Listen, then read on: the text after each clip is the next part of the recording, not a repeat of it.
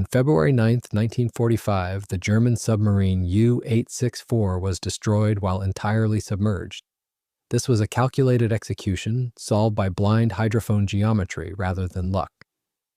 Down in the dark, the British submarine HMS Venturer tracked its target primarily by hydrophones, plotting bearing changes over time, without using active sonar that would betray her own position. This engagement sealed the fate of 73 men and sent a cargo of metallic mercury plunging to the seabed. U-864 was a massive Type IXD2 submarine. It was operating as a covert transport vessel. Packed deep inside its lower compartments were thousands of tightly sealed steel flasks.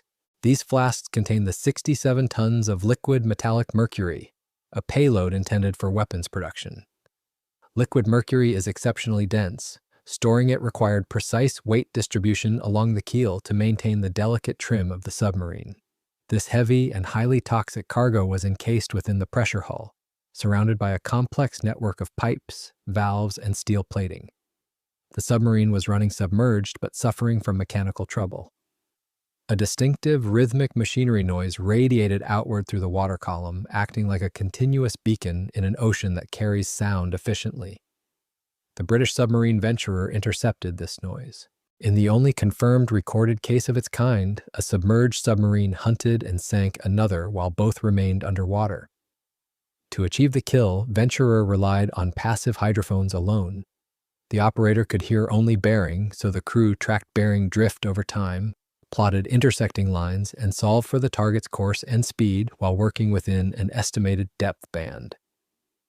No active sonar ping betrayed their position, only blind geometry, patience, and cold water physics. Launching weapons at a submerged moving target adds extreme complexity to the firing solution. The torpedoes require time to cross the water. During that transit, the target will continue to move. Furthermore, if the target detects the launch, it will immediately alter depth and heading. To counter this, the British commander designed a firing sequence to eliminate the possible escape routes. They did not fire their weapons simultaneously. Instead, they launched 4 torpedoes with a precise, staggered delay. 17.5 seconds apart, the 4 torpedoes ran at different depths, turning that stagger into a 3-dimensional net, a descending wall meant to catch any dive or turn. As the first torpedo entered the water, the acoustic environment shifted. The high-speed whine of the torpedo propellers alerted the German hydrophone operators. Realizing they were under attack from an unseen enemy, the German commander ordered immediate evasive maneuvers. The heavy transport submarine pitched downward and initiated a sharp turn. Its immense mass and the momentum of a large Type IXD2 hull made the vessel sluggish. The submarine successfully dodged the first incoming weapon. The second torpedo missed its mark. The third torpedo passed by harmlessly in the dark. The evasion was nearly successful. However, the sheer size of the Type IX hull limited its turning radius, and the final torpedo arrived on the crossing point Venturer had calculated. The warhead struck the pressure hull with devastating force. The detonation cracked the steel spine of the massive boat. The submarine, designed to withstand the crushing weight of the deep ocean, broke into 2 main sections.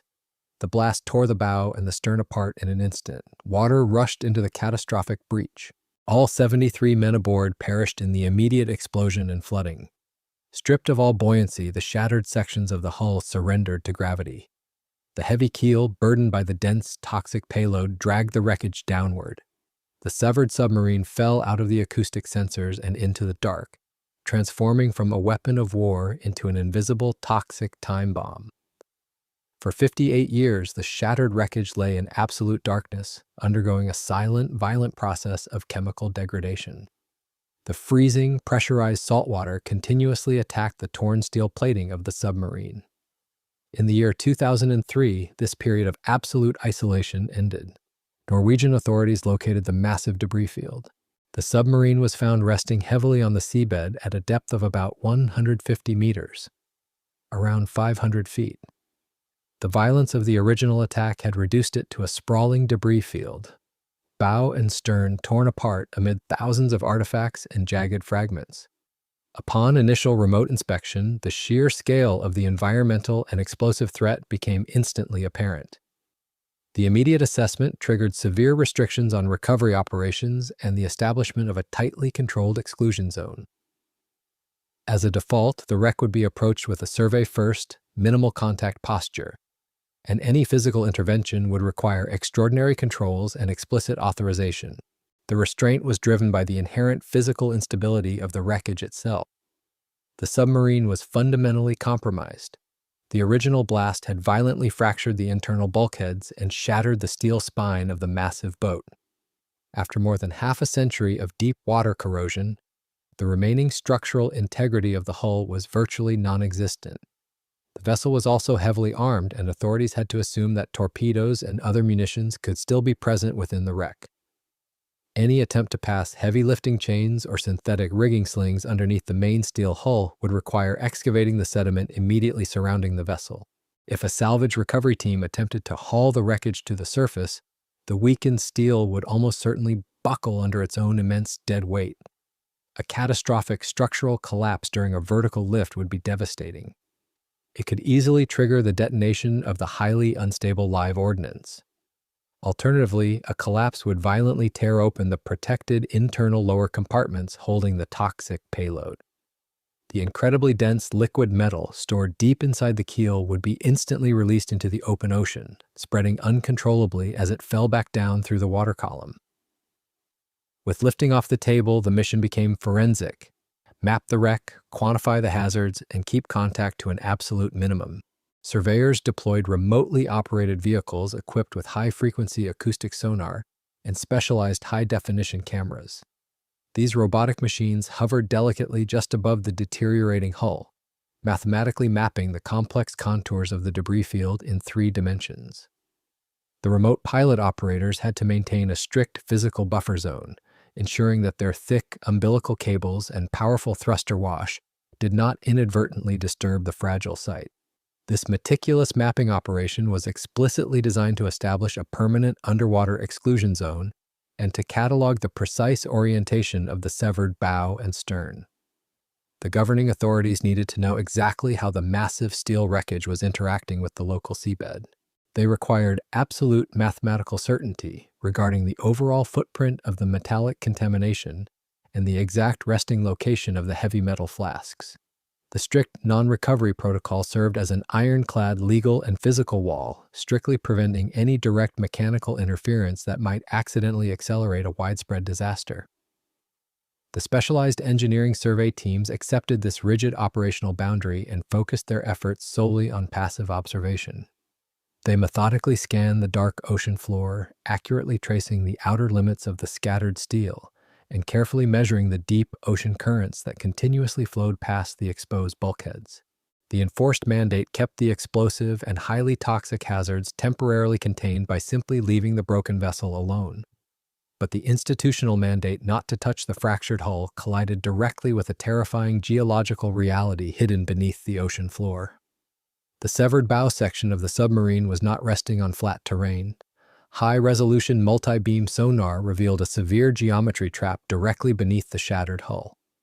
The violent 1945 impact had embedded the forward half of the vessel into the side of an underwater ridge.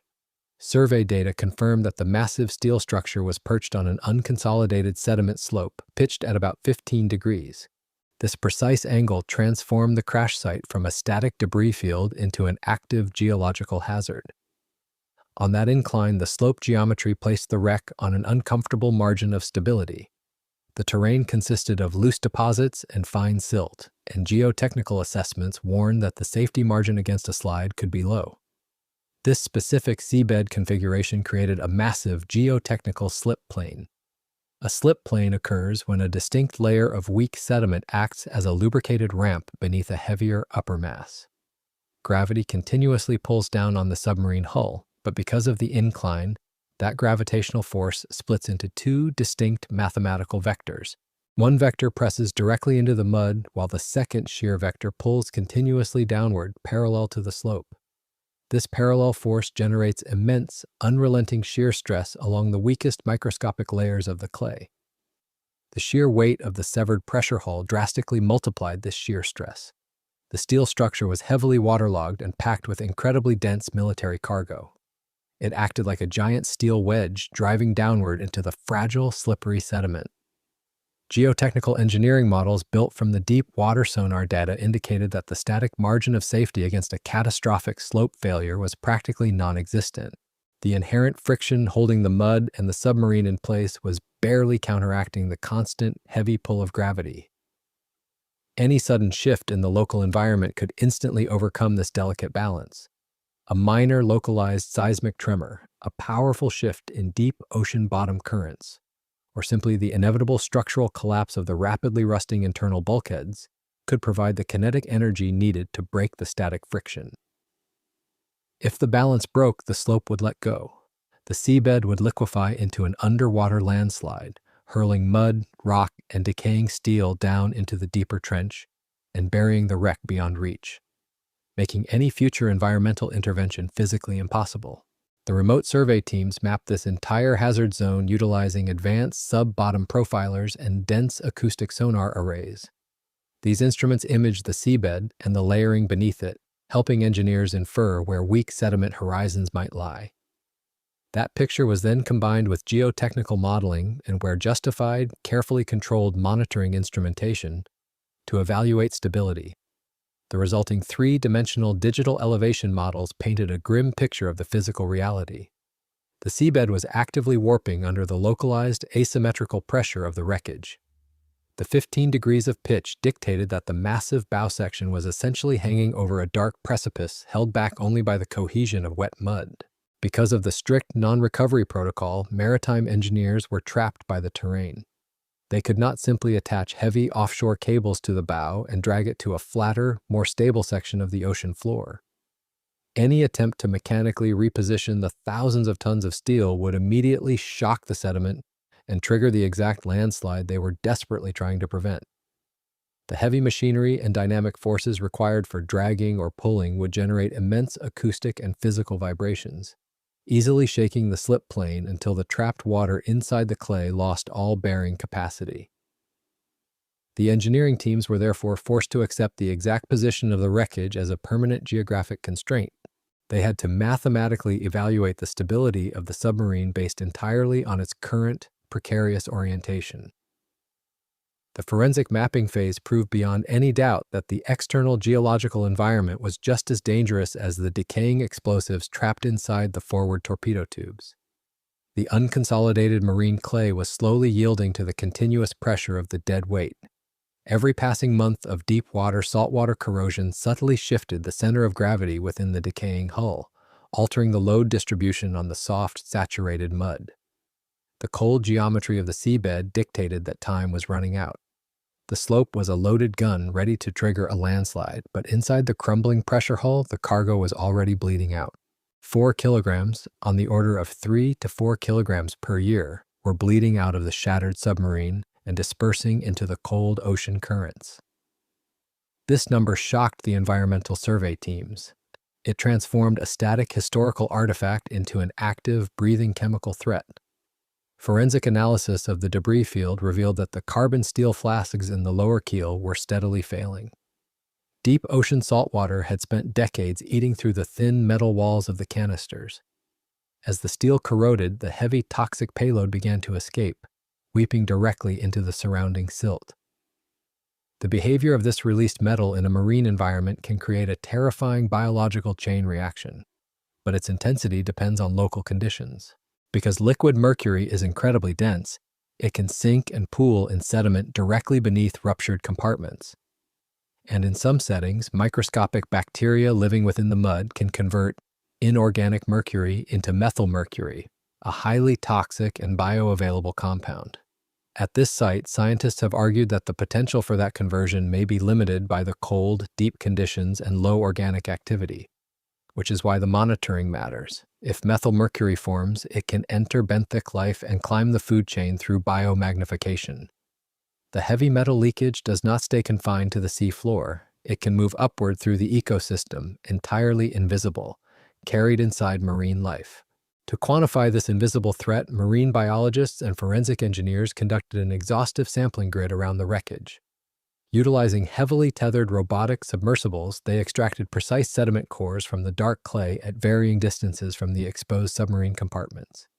They pulled thousands of individual mud samples up to the surface for intense laboratory analysis. By measuring the exact concentration of heavy metals in each core, scientists were able to mathematically map the outer boundary of the chemical spill. The resulting data model was alarming. The contamination had already spread across roughly 30 to 47,000 square meters of the local seabed, hundreds of thousands of square feet. That footprint let engineers back calculate the leak rate, confirming a slow, steady trickle. Small against the total payload still trapped inside the wreck, it was proof that primary containment was steadily degrading. The true danger lay in the structural trajectory of the submarine. The primary steel bulkheads were continuing to rust. The remaining intact flasks were growing thinner every single day. If a major internal collapse occurred, or if the delicate underwater terrain shifted, the continuous trickle could instantly become a catastrophic tidal wave of liquid metal. Millions of lethal doses were hovering just above the mud, waiting for a single structural failure to release them all at once. This chemical reality heavily restricted the available engineering responses. The standard remediation technique of aggressively dredging and vacuuming contaminated mud was not a straightforward option here. It risked reshaping the seabed and destabilizing the fragile ground supporting the wreck. The teams were boxed in by a knife edge of geotechnical and explosive hazards. Direct contact had to be minimized, and any excavation near the hull carried outsized risk. With the heavy metal spreading and the slip plane failing, engineers faced a paradox. They had to stabilize a shattered, toxic wreck without ever physically moving it. The engineering trade-off was a brutal dilemma. Lifting the shattered hull meant risking an immediate, uncontainable toxic spill into the marine ecosystem. Doing nothing meant waiting for the inevitable geological failure that would bury the vessel in an uncontrolled avalanche. The only logical remaining option was to mathematically build an artificial wall beneath the water, burying the slope to lock the toxic cargo in place forever. In the year 2016, maritime engineers executed a massive geotechnical intervention. Working under the strict oversight of the Norwegian Coastal Administration, heavy offshore contractor Van Ord deployed a specialized underwater construction ship. Their mission was to construct a highly engineered physical buttress directly against the landslide trigger, permanently preventing the severed submarine from shifting deeper into the ocean trench. To achieve this, they had to rely entirely on an acoustic rock dumping process. This precise engineering method is known as a precision counterfill. It is a deep water construction technique designed to alter seabed geometry while keeping direct disturbance to a minimum. The operation involves lowering a massive flexible fall pipe from the surface vessel down to the ocean floor. At its end, a remotely controlled head helps guide where material lands. By continuously feeding grated sand and heavy crushed rock into the top of the pipe, engineers can place material with sub-meter accuracy rather than scattering it randomly across the site. To navigate the risk, the teams installed electronic monitoring before the first stone fell. Robotic vehicles set motion and tilt sensors around the wreck, streaming telemetry to the surface in real time. That live feed governed every drop. Material flowed through the fall pipe painfully slowly, and any hint of vibration halted the operation until the seabed settled. Over several weeks of continuous 24-hour operations, the surface ship successfully guided an immense volume of material down to the dark seabed.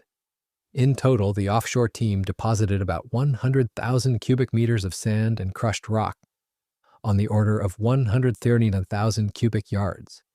This staggering quantity was deliberately sculpted into a massive wedge-shaped underwater barrier. The completed counterfill structure rose about 23 feet above the muddy sea floor, roughly 7 meters, locked against the base of the unstable slope. The immense dead weight of the berm provided the mechanical counterforce required to counteract gravity, stabilizing the underlying geology and reducing the risk of a sudden underwater avalanche. The immense volume of rock successfully locked the slope in place, but it sealed the ultimate fate of the toxic payload into a permanent paralyzed standoff. The massive underwater wall successfully absorbed the immense shear stress of the fractured submarine. By locking the unstable sediment directly beneath the severed bow, maritime engineers neutralized the immediate threat of a catastrophic deep ocean landslide. The acoustic rock dumping achieved exactly what it was designed to do. It provided a permanent mechanical counterforce against gravity. The bow is now firmly buttressed against the seabed. Yet, despite this monumental geotechnical triumph, the outcome of the intervention remains only a partial success. The engineering operation fixed the terrain, but it fundamentally abandoned the payload. The source of the deep water crisis was never extracted from the ocean floor. Trapped inside the rusting lower compartments of the shattered pressure hull are the 67 tons of liquid metallic mercury. Because the strict restrictions remain in place, no recovery can be treated as routine, and any attempt to lift or remove mercury containers would demand extraordinary controls, specialized methods, and explicit authorization. In recent years, authorities have continued to weigh whether some portion of the mercury cargo might be retrieved before any larger sealing effort, or whether stabilization and monitoring should remain the least risky path. The engineers are therefore locked in a high-stakes standoff with a paralyzed historical artifact, one that forces hard decisions between intervention and restraint. The rock buttress stopped the physical movement of the submarine, but it did nothing to stop the relentless chemistry of the saltwater environment. The heavy metal leakage is still occurring in the dark. The carbon steel flasks are continuing to thin, and the toxic plume is still steadily migrating into the surrounding silt. This ongoing reality has triggered a complex and unresolved institutional debate regarding the ultimate fate of the deep water site. Maritime authorities and environmental scientists are divided over how to finally end the contamination. One proposed engineering solution is to completely entomb the entire debris field. This would involve executing an even larger offshore operation to drop hundreds of thousands of tons of clean sand and specialized subsea concrete directly over the severed bow, the stern, and all the scattered wreckage. The goal of this total capping operation would be to build an impenetrable physical sarcophagus over the submarine. If successfully built, this massive cover would theoretically seal the heavy metal beneath the seabed forever, entirely cutting off the deep water food chain from the toxic payload. However, the physics of building this sarcophagus present a terrifying mechanical risk. After more than 7 decades of aggressive saltwater corrosion, the submarine's bulkheads are little more than rusted lace. If an offshore contractor begins dropping a massive volume of heavy sand and wet concrete directly onto the roof of the wreckage, the immense downward pressure could easily crush the surviving compartments. A catastrophic structural collapse during a capping operation would be disastrous. If the hull buckles under the weight of the burial mound, the remaining intact steel flasks stored in the keel will be instantly crushed. The incredibly dense liquid metal would be violently squeezed out of the failing submarine and blasted into the surrounding water column before the capping material could fully settle and seal the site. Furthermore, the violent collapse of the steel structure under the weight of the sand could easily trigger the detonation of the unexploded torpedoes, completely destroying the containment effort and spreading the toxic payload across miles of the ocean floor. Because of this extreme risk profile, the site remains caught in a deliberate, highly monitored limbo. Authorities have accepted the risk shadow of the stabilized wreck rather than triggering a potential disaster through further intervention. The location is heavily restricted, marked permanently on nautical charts as an absolute exclusion zone. Research vessels return to the coordinates regularly to extract new sediment cores and measure the precise spread of the biological contamination. They deploy robotic submersibles to visually inspect the degrading steel and ensure the rock berm is holding the slope securely. The forensic mission has transformed into a perpetual environmental guard duty. The submarine was stopped from sliding into the abyss, but its lethal cargo was never disarmed. As long as the steel flasks remain beneath the rock, the site demands an eternal watch over a paralyzed weapon.